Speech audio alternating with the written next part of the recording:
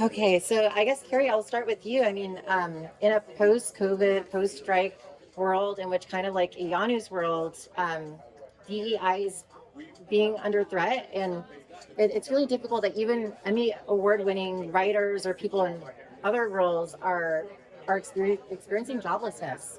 And so, coming onto this show, of course, you're fully employed, and the show has been, as you admitted, Brett, I think been going on. The writers' room was like what 2 years long. Then in that case, I mean, please, can you walk me through the culture of the writing room and how it differs from some of the other shows, especially at a time when everything that's going on in society and legislatively is impacting DEI initiatives? But I think luckily we were in the writers' room like just before.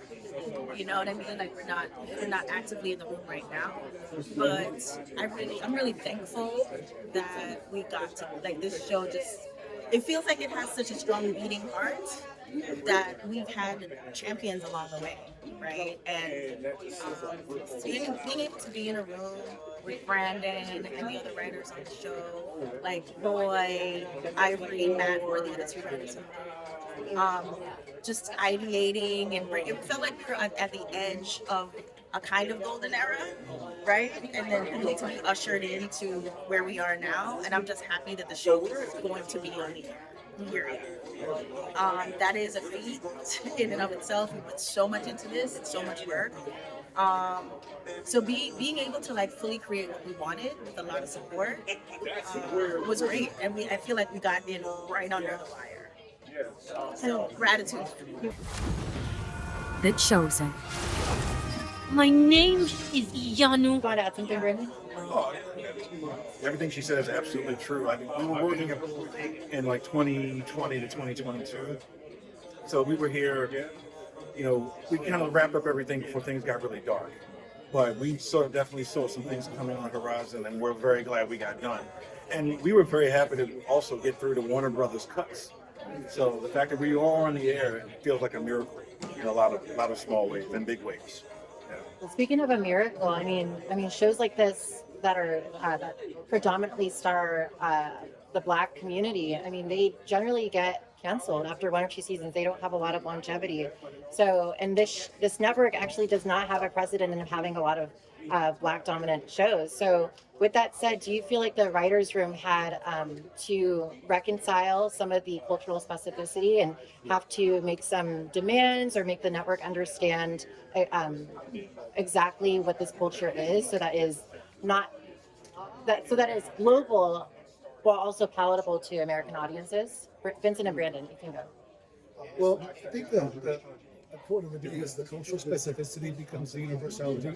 And I think that the power of this show is that it's a true story about real people, about people that everyone can relate to, and they're just wearing a different skin tone and costume than other people that we've met in the past in different cultural lenses. And I think the cup is half full. I think that the fact that it's not as politically popular to do the inclusion and diversity thing, I think that that thing is going to see it through. I think people will connect to it as a great story with great values before they go, I'm going to watch this because it's a Black thing. So we'll see. Shockingly, we did not get very much pushback from Warner Brothers executives. In fact, the team that brought us in, they were very, very, very respectful of Nigerian Yoruba culture, and they were very respectful about process, which is not always the case. But we had a really good experience with our executives up until eventually they had to move on to other things. But initially, it was a great experience. They were very happy with everything we did. I'm glad to hear. And a question for all three of you. Last one is, shows on this network that are seen as notable are like Adventureland or Adventure Time and Steven Universe, which are able to capture a multi-generational cult following and traverse multiple complex themes such as systemic oppression, even also sexuality and mental health.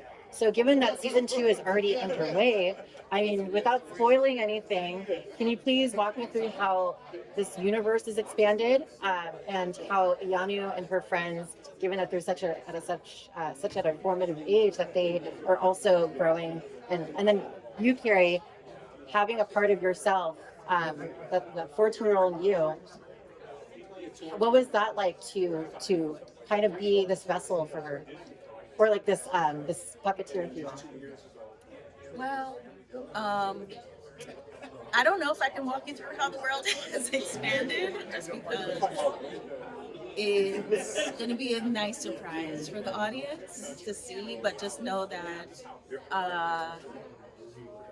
as you saw in the first couple episodes, Iyanu is kind of growing into or accepting her role as a leader and as the chosen one, right?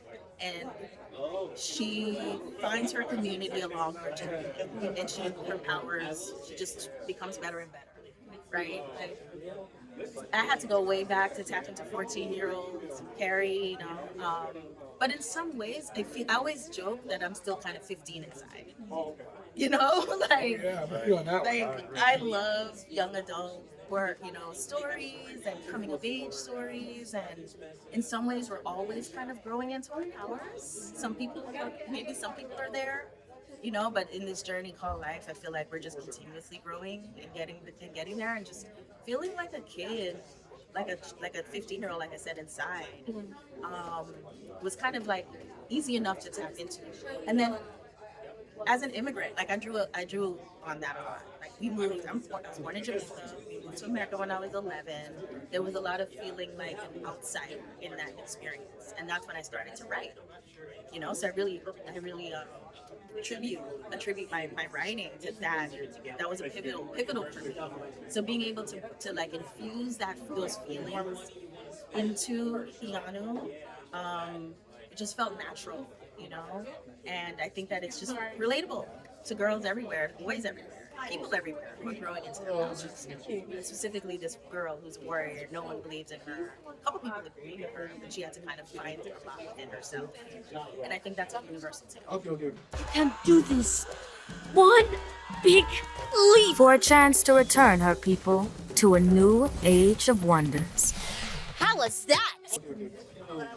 I'd say, in terms of not getting away any spoilers, where the story goes is, at the beginning of the series, we find the cultural world that she lives in is very divided.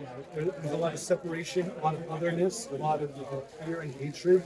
And I think that's kind of a metaphor for the world we have today. And then, in the course of our story, the actions of our protagonist, with the people that she encounters, come to realize that there's no need for us separateness.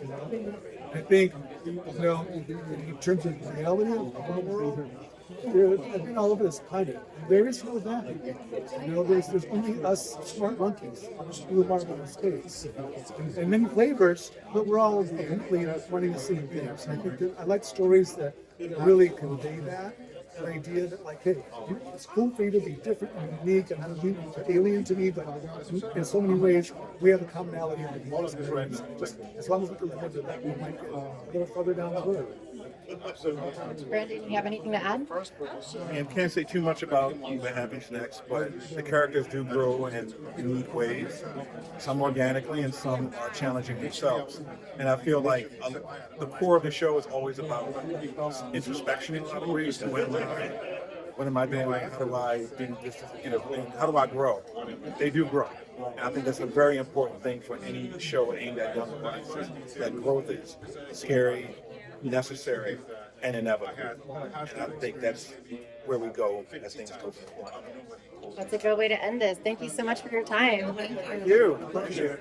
New series premieres Saturday, April 5th at 9:30 on your Cartoon Network.